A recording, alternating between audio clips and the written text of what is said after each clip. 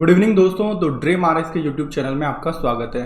मैं हूं अनिल जांगिड़ और आज इस सेशन में हम 3 मार्च के इंपॉर्टेंट न्यूज़ एडिटोरियल पर नज़र डालेंगे। तो एक बार देख लेते हैं हम क्या क्या डिस्कस करेंगे। तो अभी लेटेस्ट में एक रेप केस में जो सीजीआई ने कमेंट किया है उससे रिलेटेड हम एक आर्टिकल देखेंगे। उसमें एक सबसे इंपॉर्टेंट जजमेंट होगा ललिता कुमारी केस, वो भी हम डिस्कस करेंगे। उसके बाद हम प्राइवेटाइजेशन की जो डिबेट चल रही है उस पर विपक्ष में क्या तर्क हो सकते हैं उससे रिलेटेड एक आर्टिकल डिस्कस करेंगे। उसके बाद एक आर्टिकल वरुण गांधी का होगा कि हम किस तरह फॉसिल फ्यूल पर अपनी डिपेंडेंस कम कर सकते हैं। उसके बाद छोटे मोटे स्कीम और आर्टिकल होंगे वो हम डिस्कस करेंगे।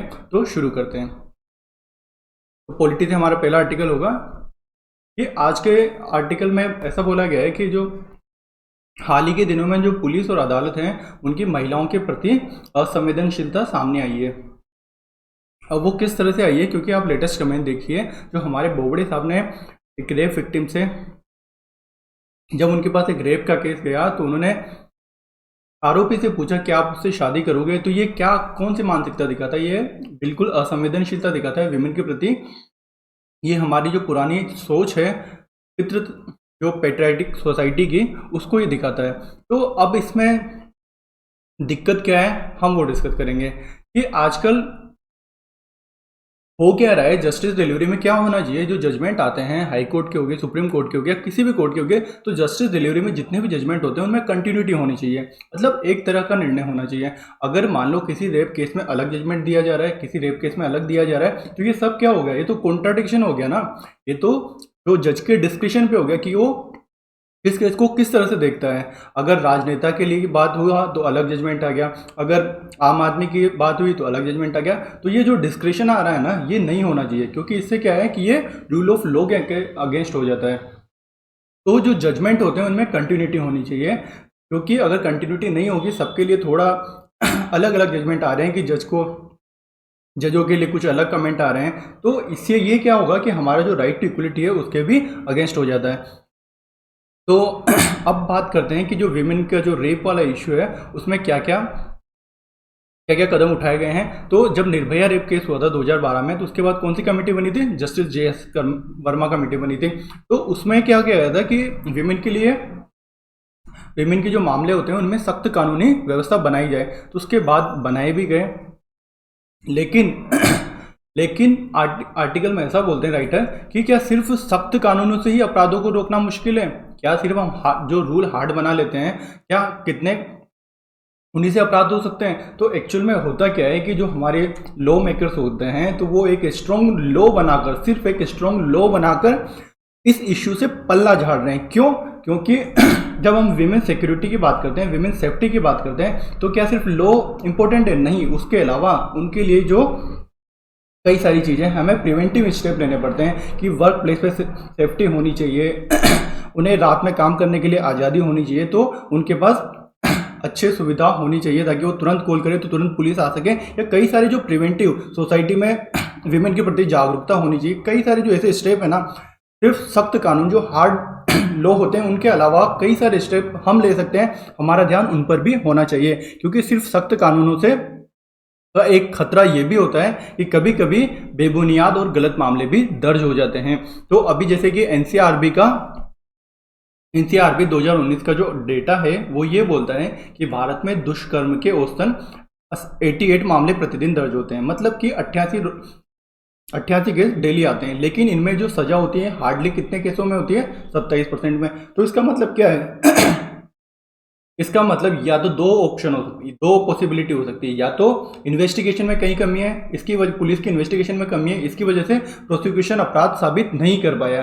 या फिर ऐसा हो सकता है कि जो आरोप लगाए हैं वो फर्जी हो या बेबुनियाद हो। तो इस तरह मान लो किसी युवा पर अगर फर्जी केस बन भी जाता है, तो जो हमारा जो लचर अदालती सिस्टम है, लचर जुडिशियल डिलीवरी सिस्टम है, उसमें तो उसका निकलना बड़ा मुश्किल हो जाएगा। तो अगर किसी पे फर्जी केस डल गया तो उसको कई महीनों जेल में रहना पड़ सकता है। उसका right to life article 21 violate होगा।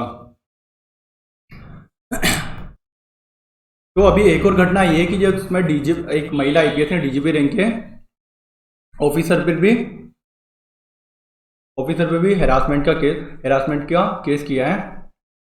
तो अभी होता क्या है कि अधिकांश जो बड़े मामले होते हैं उनमें पॉलिटिशियन के इशारे पर पुलिस काम करती है। मतलब पुलिस कहीं पर चुप्पी साध लेगी या कहीं पर कार्रवाई करेगी। जैसे हाथरस वाला केस था, तो उसमें क्या हुआ था कि चुपचाप उसका फंडल का उसका जो फंडल था वो करवा दिया गया। तो इस तरह जो पुलिस का क्या होना चाहिए कि ऐसे जो रेप केस हो गए, जो हीनियस क्राइम होते हैं, उनका लिंक पॉलिटिशियन के डिस्क्रिप्शन पे नहीं होना चाहिए। कि अगर नेता को लगेगा कि अच्छा ये इशू हाईलाइट होना चाहिए तो वो पुलिस को बोलेंगे, उनको लगता है कि ये उनकी छवि को खराब करेगा तो पुलिस को दबाने की बात करेंगे। तो ऐसा बिल्कुल नहीं होना चाहिए। पुलिस में इंडिपेंडेंस होनी चाहिए कि ये तो इसके लिए हमें जो पुलिस और राजनेताओं का नेक्सस है उसको भी कम करने की जरूरत है। तो जो प्रकाश सिंह बादल वाला जजमेंट याद करो, तो इस तरह से पुलिस को स्ट्रेंथन करने की भी जरूरत है। अभी अगले आर्टिकल में बात आती है कि हमें सीखना चाहिए ऑस्ट्रेलिया के प्रधानमंत्री से। तो इन्होंने एक कंट्रोवर्शियल स्टेटमेंट दिया था कि अगर किसी ने इनके मंत्री पर जब इस तरह के केस उठाए हरासमेंट के, विभिन्न हरासमेंट के, तो इन्होंने बोला था कि ये इनकी पत्नी ने इनसे बोला कि आप बेटियों की तरह सोचो कि अगर आप कल करो वो आपकी बेटी होती तो आप क्या करते। तो आर्टिकल में बोला गया है कि न्याय दिलाने के लिए पिता के दृष्टिकोण के साथ नेता के सर्वोच्च पद के कर्तव्य निर्वहन की ज़्यादा जरूरत है। तो मतलब अगर कभी कभी जब हमारे लॉ मिनिस्टर हो गए या कोई भी मिनिस्टर हो गया, ये जब इस तरह की बात करते हैं ना कि ऐसे दरिंदों को फांसी लटका लेनी चाहिए, ये कर देना चाहिए, तो आप कमेंट से ज़्यादा आप ग्राउंड लेवल पे काम कीजिए। आप विमेन सेफ्टी को इंश्योर करने के लिए दूसरे पहलुओं पर भी काम कीजिए। किस तरह हम सोसाइटी में विमेन के प्रति सोच बदल सकते हैं। तो ऐसे जो कई सारे पहलू है ना, सिर्फ हम जो रेप वाला केस है ना, हम सिर्फ क्या होता है कि एक बिल्कुल कड़क लॉ होना चाहिए। इसके अलावा हमें कई सारे इशू हैं जिनको एड्रेस करने की ज़रूरत है। अब जो ये 2-3 केस बताए गए हैं इसमें यही बताया गया है कि जो जजमेंट है ना वो डिफर कर रहा है। किस तरह कि एक जज के खिलाफ जब ऐसा यौन प्रताड़ना का मामला गया तो चीफ जस्टिस ने बोला कि ऐसा तो सिर्फ जजों के प्रमोशन रोकने के लिए हो रहा है, उनके खिलाफ शिकायतें आ रही है ताकि उनका प्रमोशन नहीं हो। मतलब पर्टिकुलर जज को टारगेट किया जा रहा है। और इससे पहले जब सीजीआई हमारे गोगोई साहब थे, उन पर भी ऐसे कुछ आरोप लगे थे। तब ये मामला बिल्कुल व्यक्तिगत शिकायत था। मतलब किसी महिला ने जब व्यक्तिगत शिकायत की तो कायदे से क्या होना चाहिए, एफआईआर रजिस्टर होनी चाहिए, उसके बाद जांच होनी चाहिए।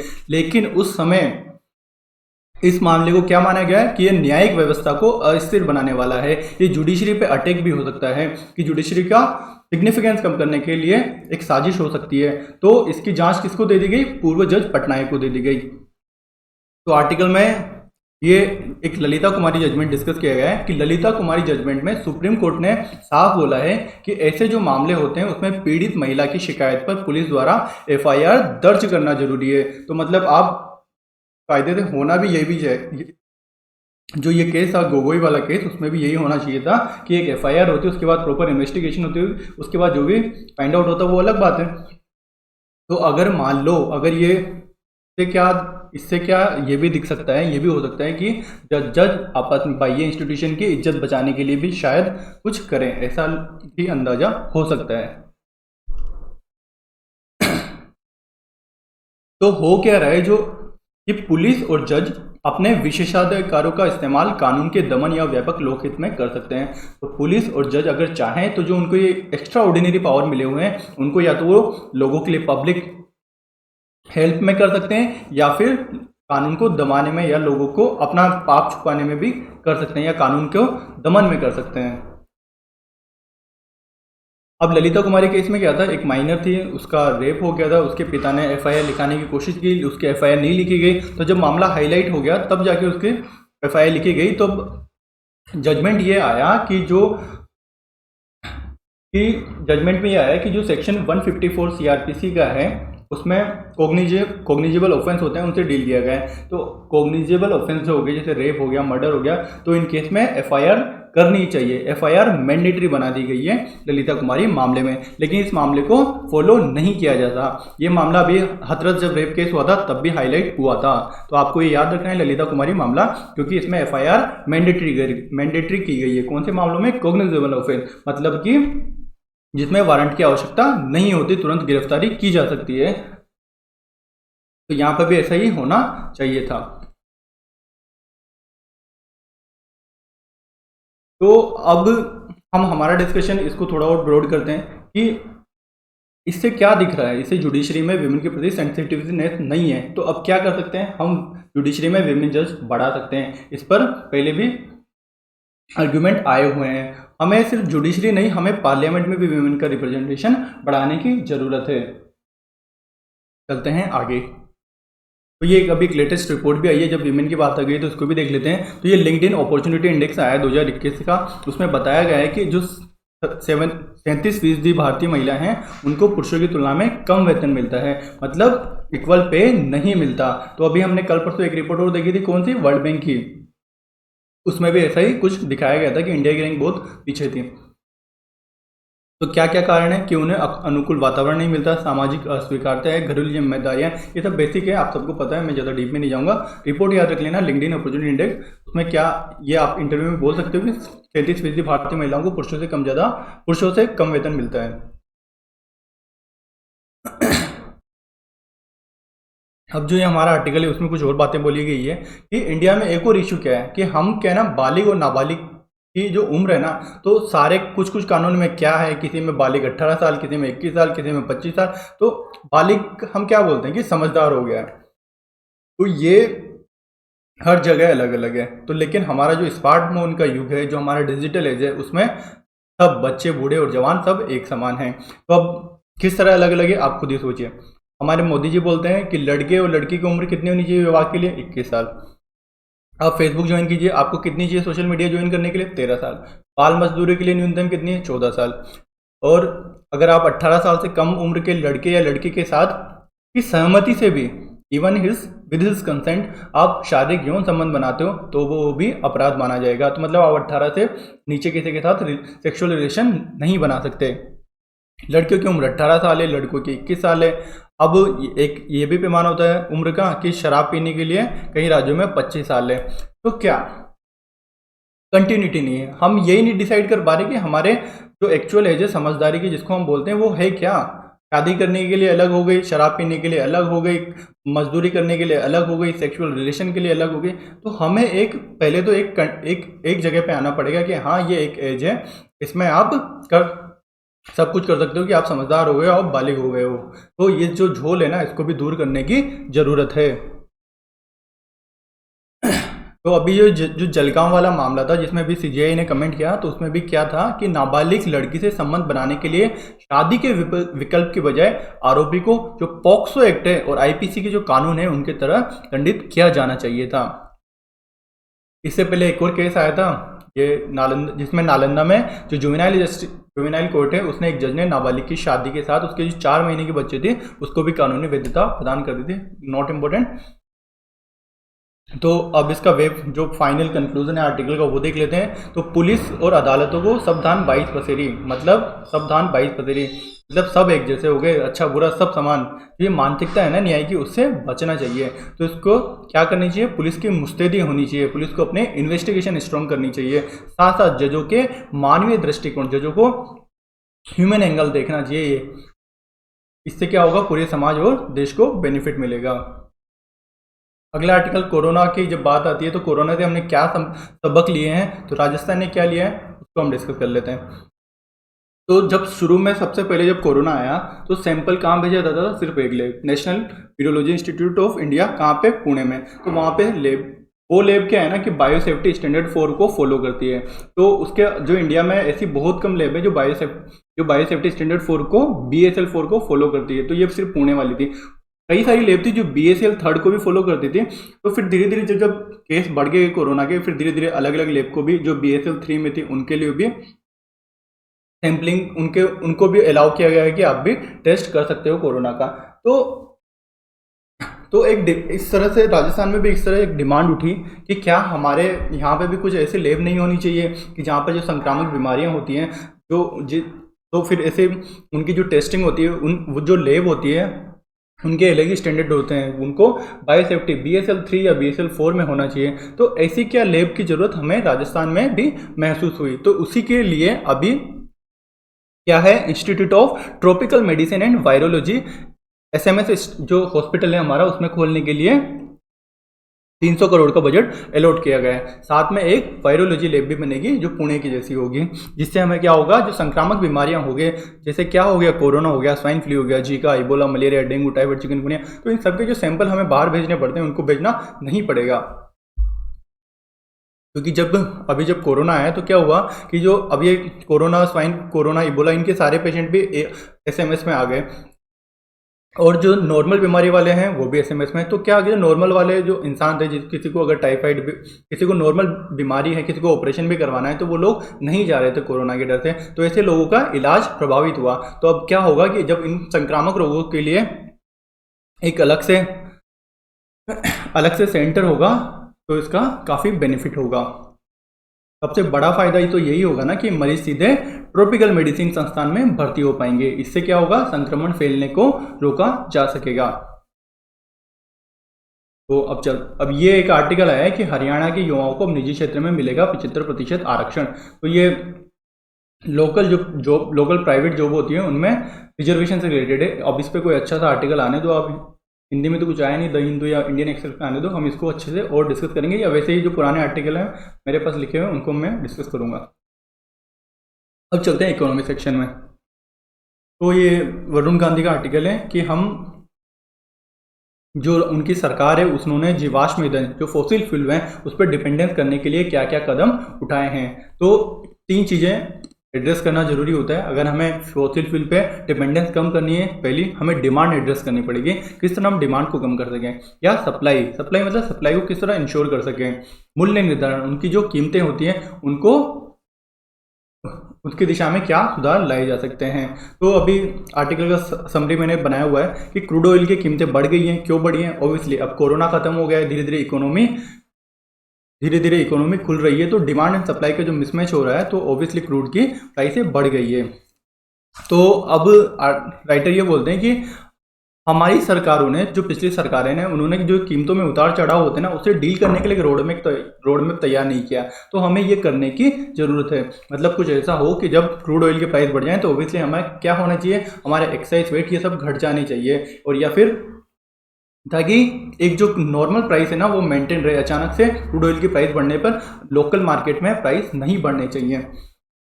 तो इससे क्या हो गया, जो हमारी ये हमने रोड मैप तैयार नहीं किया, तो इस उदासीनता से हमारी जो मिडिल ईस्ट पे डिपेंडेंसी है वो काफ़ी बढ़ गई है। मिडिल ईस्ट से हमारा जो क्रूड ऑयल इंपोर्ट होता है कितना होता है, लगभग 83% होता है। तो अब सरकार ने जो मांग, आपूर्ति और मूल्य निर्धारण में क्या क्या कदम उठाए एक बार देख लेते हैं। तो सबसे पहले अगर हमें मांग, अब सप्लाई की बात करें तो अभी हमारी डिपेंडेंस किस पे है, मिडिल ईस्ट पे। तो सप्लाई को हम कैसे बढ़ा सकते हैं कि मतलब हम हमारा घरेलू तेल एंड गैस उत्पादन बढ़ाएं। तो इसके लिए क्या है, हेल्प पॉलिसी है, hydrocarbon exploration and licensing policy.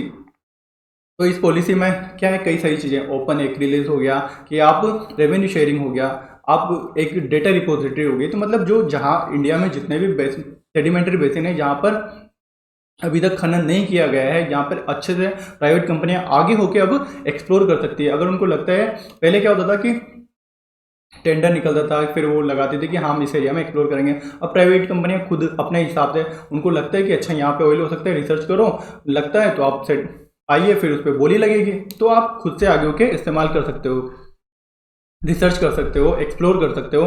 तो ये हेल्प पॉलिसी आई है। तो इससे क्या होगा कि जो अभी तक जो कई सारे जो सेडिमेंट्री बेसिन है जिनका उपयोग नहीं किया गया है, जिनको अच्छे से एक्सप्लोर नहीं किया गया है, उनका खनन किया जा सकेगा। तो हमें हमारी लोकल सप्लाई बढ़ेगी, तो ऑब्वियसली हमारी डिपेंडेंस जो इम्पोर्ट पर है वो कम होगी।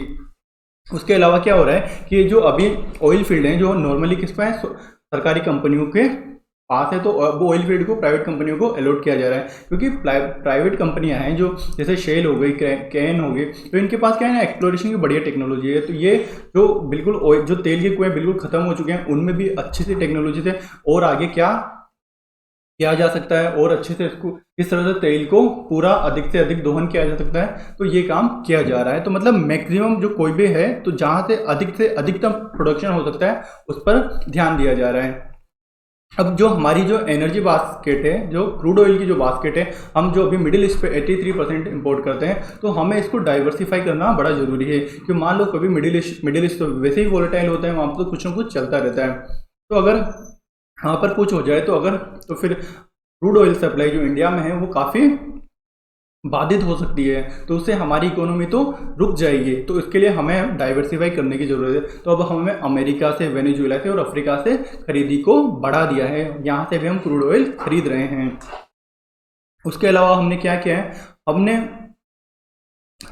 पेट्रोल में बायोफ्यूल जो एथेनॉल की ब्लेंडिंग की जाती है उसको बढ़ा दिया है। तो 2019 तक एथेनॉल की ब्लेंडिंग कितनी होती थी, लगभग 5.8%। अब हमने जो ये हमारी नेशनल बायोफ्यूल पॉलिसी जो 2018 में आई है उसमें क्या कर दिया है, टारगेट बढ़ाकर कि हमें पेट्रोल में 20% एथेनॉल मिलाना है, कब, 2030 तक। अभी से डबल फायदे होंगे, क्योंकि ज़्यादा एथेनॉल होगा तो एक तो पहले हमें पेट्रोल की बच गया, उसके अलावा जो एथेनॉल कहाँ से बनेगा, ओबियसली गन्ना से। तो जो शुगर कैन होते हैं उनका प्लांटेशन बढ़ेगा, उनका ओबियसली हमारे यहाँ पे प्लांटेशन पहले ही अच्छा है, तो उससे लेकिन क्या होगा कि अभी उनको जो उनका जो प्लांटेशन होता है उसके हिसाब से जो मार्केट में शुगर की डिमांड नहीं होती, तो उनको अभी अच्छी आमदनी नहीं मिलती। लेकिन जब उसका उपयोग एथेनॉल के लिए किया जा सकेगा तो किसानों को अच्छी आमदनी भी मिलेगी और हमें कम आयात भी करना पड़ेगा। उसके अलावा क्या स्टेप लिए गए कि हमने जो हमारी एनर्जी, हमारी जो इलेक्ट्रिसिटी जनरेशन है उसमें सोलर एनर्जी, अक्षय ऊर्जा, रिन्यूएबल एनर्जी का प्रयोग बढ़ा दिया है। हर साल 2014 से अगर हम बात करें तो हर साल लगभग 17.5% की दर से अक्षय ऊर्जा का बिजली उत्पादन में प्रयोग बढ़ा है। उसके अलावा जो पेट्रोल और डीजल की जो प्राइस है उनको भी डीरेगुलेटेड कर दिया गया है। तो इससे अब और क्या कर रही है गवर्नमेंट, अब गवर्नमेंट एलपीजी और केरोसिन पर ज़्यादा सब्सिडी दे रही है। अब डिमांड साइड को किस तरह कंट्रोल किया जा सकता है, तो डिमांड साइड को कंट्रोल करने के लिए कि पेट्रोल और जो डीजल वाले व्हीकल हैं उनको डिमांड कम हो, तो उसके लिए क्या किया जा रहा है, इलेक्ट्रिक व्हीकल को प्रमोट किया जा रहा है, ई रिक्शा को प्रमोट किया जा रहा है। कौन सी स्कीम है, फेम स्कीम। अभी तो फेम सेकंड आ गई, fast adoption and manufacturing of electric vehicle. तो हमारा टारगेट क्या है कि 30% इलेक्ट्रिकल व्हीकल होनी चाहिए, कब तक, 2030 तक। उसके अलावा क्या क्या है, हमने BS6 स्टैंडर्ड ले आए हैं, हमने BS5 को स्किप करते हुए डायरेक्ट BS4 से BS6 पे आ गए। तो उससे क्या होगा, अच्छे स्टैंडर्ड होंगे तो हमारा ईंधन की खपत बचेगी। तो ये सारे पॉइंट आप इंटरव्यू में अच्छे से बोल सकते हो। उसके अलावा क्या वे फॉरवर्ड हमारा होना चाहिए कि हमें बायोफ्यूल का प्रयोग बढ़ाना चाहिए और हमें पब्लिक ट्रांसपोर्टेशन पर ध्यान देना चाहिए। खुद की कार यूज़ करने से अच्छा है कि हम सरकारी बसें या सरकारी जो ट्रांसपोर्टेशन मीडियम है उनको यूज़ करें, रेलवे यूज़ करें। ठीक है, चलते हैं अगले आर्टिकल में। अगला आर्टिकल हमारा प्राइवेटाइजेशन से रिलेटेड है। तो इसमें यही बात है कि सरकारी कंपनियां, जब हम प्राइवेटाइजेशन की बात करें तो हम ये बोलते हैं कि सरकारी कंपनियां अच्छा प्रॉफिट नहीं कर रही, घाटे में जा रही है, इनको रिवाइवल करने के लिए आम जनता का जो पब्लिक का मनी है उसको इन्वेस्ट किया जा रहा है, तो ये व्यर्थ हो रहा है, तो हमें इनको प्राइवेटाइज करना चाहिए। तो इस तरह के जो आर्ग्यूमेंट दिए जाते हैं ना, तो राइटर ये बोलते हैं कि बिल्कुल कमज़ोर है, कुछ नहीं है। आपने सरकारी कंपनी अगर किसी वजह से इनएफिशिएंट थी तो क्या आपने उसे सुधारने पर ध्यान दिया। तो इस तरह इस आर्टिकल में कुछ पॉइंट उठाए गए हैं। तो हम आर्टिकल की शुरुआत करते हैं। आर्टिकल में ऐसा बोला गया है कि जो अभी विशाखापट्टनम है वहाँ पे जो वाईजेग स्टील है उसके निजीकरण के खिलाफ क्या हो रहे हैं, प्रोटेस्ट हो रहे हैं। और उन्होंने क्या स्लोगन दे रखा है कि वाईजेग स्टील भारतीयों का अधिकार है। तो राइटर ये बोलते हैं कि वाईजेग स्टील क्यों, सारे जो PSU है ना वो सब भारतीयों का अधिकार है, हमें इनको स्ट्रेंथन करना चाहिए। क्योंकि राइटर बोलते हैं कि जिस तरह हैदराबाद में पहले ना कई नामी PSU होते थे, जैसे IDPL हो गया, HCL हो गया, एल्विन हो गया, HMT हो गया, तो इनके लिए हैदराबाद जाना जाता था। आज इनमें से अधिकांश है ना बंद हो गए। अब ऐसा क्यों हुआ, तो क्या ऐसा मैनेजमेंट में अक्षमता थी, या मैनेजमेंट अच्छा नहीं था, या ह्यूमन रिसोर्स की असफलता थी, मतलब वहाँ पे काम करने वाले सरकारी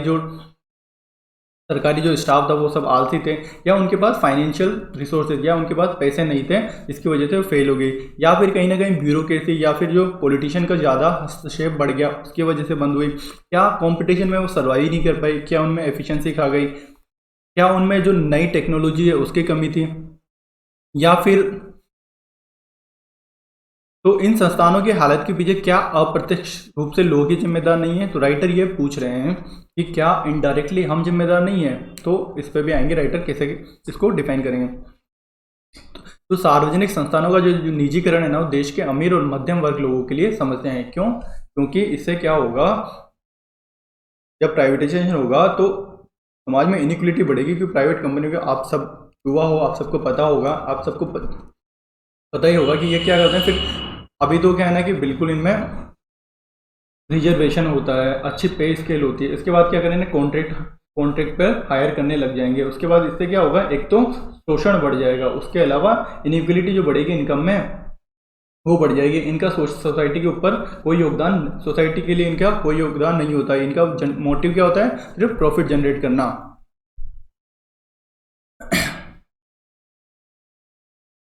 तो अब राइटर ये बोलते हैं कि तो मतलब अभी जब निजीकरण की बात चल रही है तो इसका मतलब ये है कि मतलब निजीकरण सारे समस्या की का समाधान है। मतलब आप प्राइवेटाइजेशन कर दो, सब बढ़िया हो जाएगा, राम राज्य आ जाएगा। तो क्या ऐसा, फिर तो इस हिसाब से तो जेट एयरवेज हो गया, किंगफिशर एयरलाइंस हो गया, ये सब तो प्राइवेट ही थे ना, ये फेल क्यों हुई फिर? मैं नहीं बोल रहा, राइटर बोल रहे हैं। तो इससे ये जब प्राइवेट ये सब फेल हुई तो क्या हुआ, हमारे उल्टे जो गवर्नमेंट पब्लिक सेक्टर बैंक थे प्राइवेट, उनका एनपीए बढ़ गया, कई सारे पीएसयू बैंक का विलय हो गया। तो उल्टा तो हमें इनसे, ये प्राइवेट वालों ने तो हमें नुकसान कर दिया। कई सारी जो प्राइवेट कंपनियां हैं जो दूरसंचार क्षेत्र में है, आइडिया आइडिया वोडाफोन हो गई है, ये एयरटेल हो गई, ये सब तो घाटे में ही जा रही हैं। तो क्या प्राइवेट करने से सब समस्या समाधान हो गई? निजी क्षेत्र का यस बैंक डूब गया तो फिर उसको बड़े भाई की तरह स्टेट बैंक ने बचाया। तो क्या प्राइवेटाइजेशन करने से सारे समस्याएं हल हो जाती है? तो राइटर यही बोलते हैं कि ऐसा कुछ नहीं है। समस्याएं हल कब होगी, जब हम जो हमारे असली इशू होंगे कंपनियों के उनको एड्रेस करेंगे।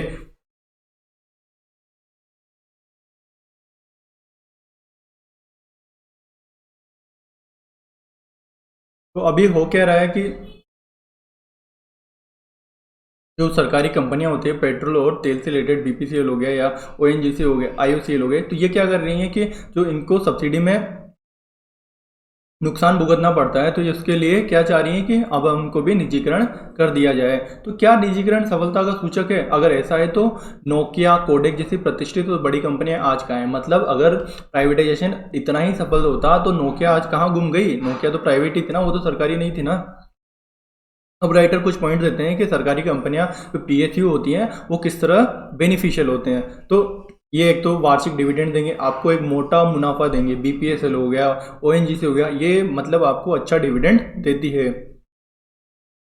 और कई सारी कंपनियां क्या करती हैं, अपने जो शेयर बाईबैक होते हैं उसके जरिए भी पुराने शेयर जो जो जनता के पास शेयर होते हैं उनको वापस खुद खरीद के सरकार को भुगतान कर दी, क्योंकि हिस्सेदारी किसकी होती है? सरकार की होती है सबसे ज़्यादा इनमें। तो इस तरह ये सरकार को नगद भुगतान भी करती है और ये सरकार और राष्ट्र के लिए परोपकारी कामों का विस्तार भी कर रही है। मतलब सीएसआर में अपनी एक्टिविटीज़ बढ़ा रही है, क्योंकि इनका इनका मोटिव सिर्फ प्रॉफिट नहीं होता है, इनका पब्लिक सर्विस भी मोटिव होता है। तो अब राइटर ये क्वेश्चन उठाते हैं कि जो एलआईसी हो गया, बीपीसीएल हो गया, जो ये परोपकारी काम कर रहे हैं, तो क्या इनका निजीकरण करना उचित है? तो राइटर, अगर सरकार को इतनी ही इनकी टेंशन है तो क्या इनके प्रदर्शन को सुधारा नहीं जा सकता है? तब क्या कि जो एफिशिएंसी है उसको बढ़ाया नहीं जा सकता है? क्योंकि पास्ट में भी ऐसा हुआ है, ऐसा नहीं कि अभी होगा, क्योंकि पास्ट में भी ऐसा हुआ है। जब हमारे जो रेल मंत्री थे तो जो रेलवे थी बड़े भारी घाटे से गुजर रही थी, तो उन्होंने कुछ स्टेप लिए, उसकी वजह से रेलवे की एफिशिएंसी बढ़ी। या फिर जो हमारे स्टेट बैंक के चेयरमैन हो गए रजनीश कुमार साहब, उन्होंने जो 5 स्टेट बैंक थे उनको विलय किया, उनको मिला दिया। तो इससे क्या हुआ कि एसबीआई अच्छा बन गया, एक बड़ा बैंक बन गया और घाटे में चल रही बैंकिंग को मुनाफे में लेकर आए। एसबीआई को इन्होंने मुनाफा जनरेट करके दिया। तो मतलब क्या है कि अगर कोई पब्लिक सेक्टर कहीं पर अच्छा परफॉर्म नहीं कर रहा है तो इसका मतलब ये नहीं कि वो इनएफिशिएंट है, मतलब उसको बेच दो, उसका निजीकरण कर दो, आप उसके प्रदर्शन को सुधार सकते हैं। उसके एग्जाम्पल राइटर ने दे भी दिए।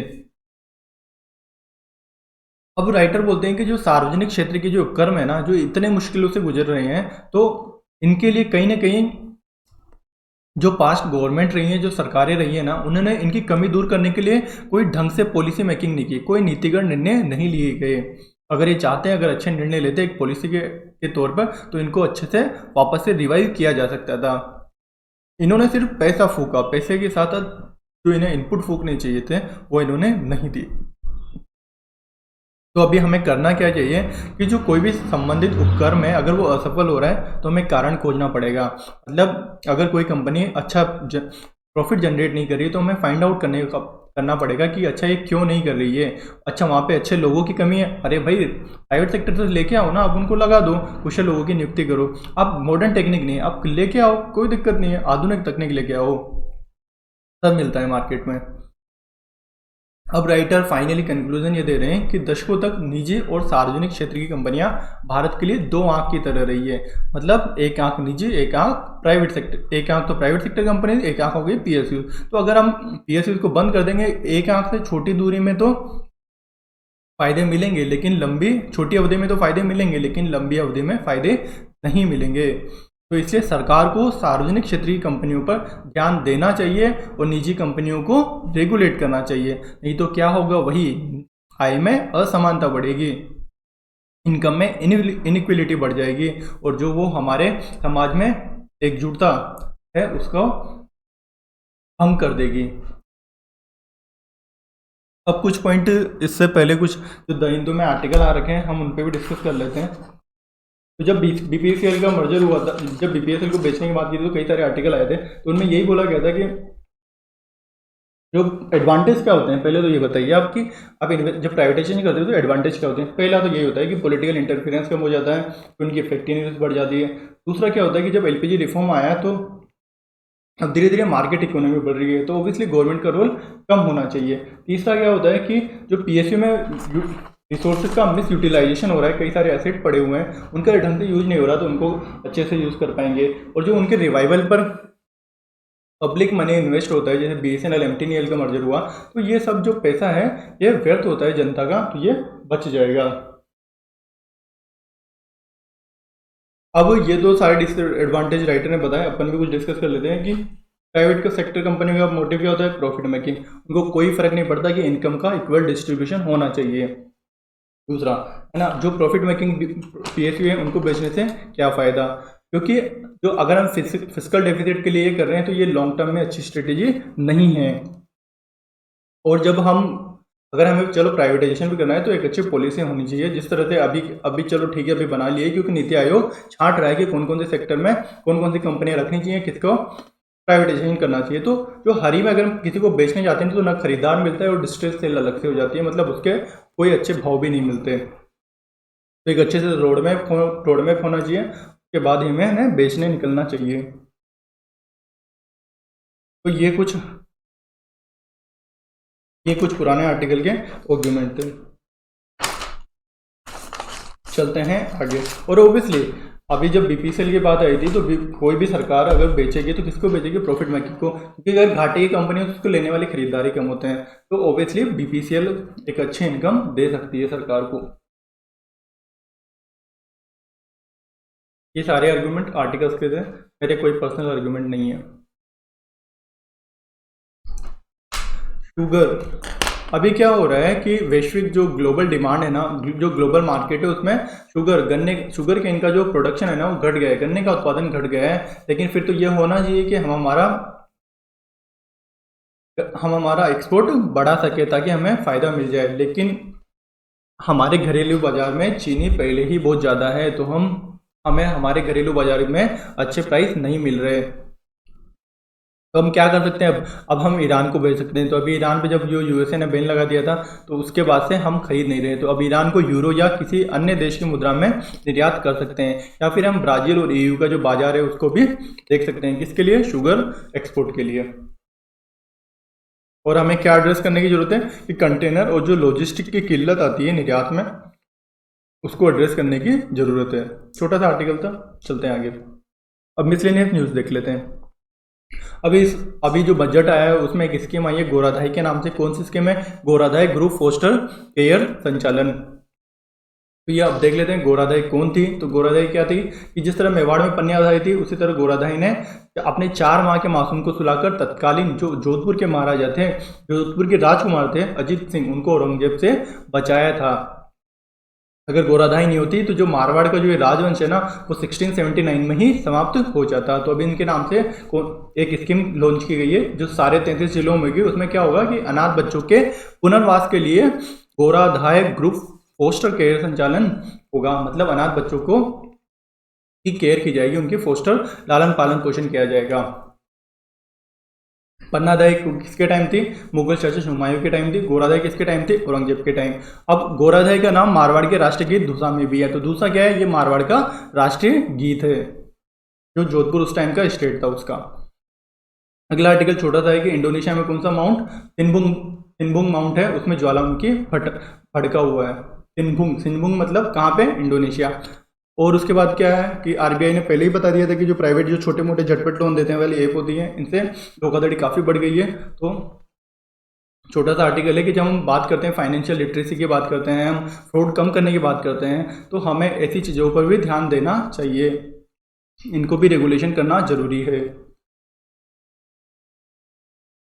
अगला आर्टिकल क्या है कि अभी बात चल रही है कि जो पुराना एक जो एंशियंट जो हमारे राजा महाराजा के टाइम पे एक टाइगर कॉरिडोर हुआ करता था जो धौलपुर से कोटा तक आता था, तो उसको क्या हम फिर से रिवाइव कर सकते हैं। तो अभी यही बात चल रही है कि किस तरह जो धौलपुर से कोटा तक का टाइगर कॉरिडोर है उसको रिवाइव कैसे किया जाए। ये देखिए, ये धौलपुर रहा, फिर यहाँ से अपन कहाँ आ सकते हैं, केला देवी सेंचुरी में आएंगे, यहाँ से अपन रणथंभौर नेशनल पार्क में आ सकते हैं, फिर यहाँ से सवाई मानसिंह सेंचुरी में आ सकते हैं, फिर यहाँ से आप आ जाइए ये वाले एरिया में, फिर आप यहाँ पे कहाँ पहुँच जाओगे, मुकुंदरा हिल्स टाइगर रिजर्व में। यहाँ पे कई और भी चंबल सेंचुरी आ गई, दरा सेंचुरी आ गई, सागर सेंचुरी आ गई, ये सब। तो इस तरह से टाइगर कॉरिडोर को वापस से रीडेवलप किया जा सकता है। अगला छोटी सी स्कीम जो गवर्नमेंट ने लॉन्च की है कि बच्चों के अधिकारों के लिए दिए जाएंगे नेहरू बाल संरक्षण पुरस्कार। तो नेहरू बाल संरक्षण पुरस्कार किनको दिए जाएंगे, जो बाल मजदूरी को कम करते हो या बच्चों की जो तस्करी होती है उसको कम करते हो, उसमें जो अच्छा काम करेंगे ऐसे एनजीओ व्यक्तियों को ये पुरस्कार दिए जाएंगे।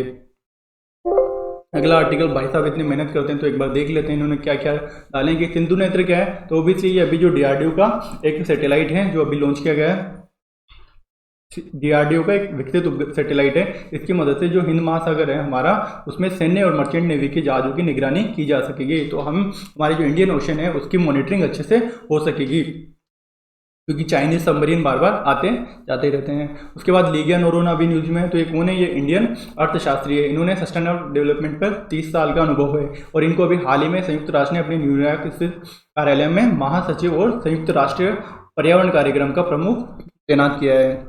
राष्ट्रीय विज्ञान दिवस कब मनाया जाता है, 28 फरवरी को, किसकी याद में, इस दिन भारतीय वैज्ञानिक सर चंद्रशेखर वैज्ञानिक रमन को रमन प्रभाव की खोज की थी। इस वर्ष का भारतीय सम्मान किस हस्ती को मिला, डॉक्टर सूर्यबाला। तो ये था आज का हमारा सेशन और इसको हम आज यहीं पे खत्म करते हैं। धन्यवाद।